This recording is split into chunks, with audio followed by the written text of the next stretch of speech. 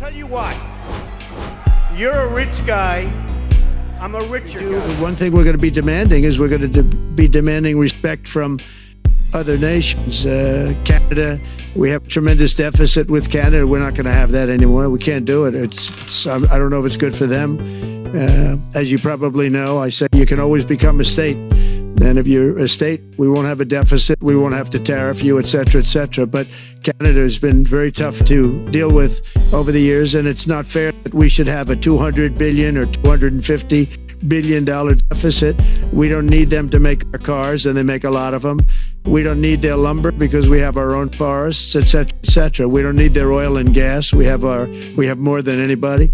Just 2 days ago, Oracle, SoftBank, and OpenAI announced a $500 billion investment in AI infrastructure. Other companies likewise have announced billions and billions and billions, adding up to trillions of investment in America, in the United States.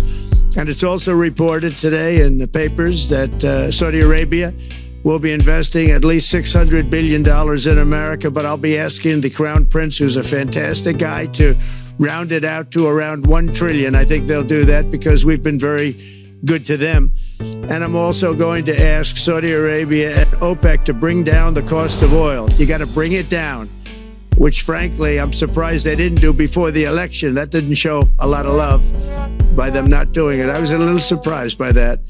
If the price came down, the Russia-Ukraine war would end immediately. Right now, the price is high enough that war will continue. You got to bring down the oil price. You got to end that war.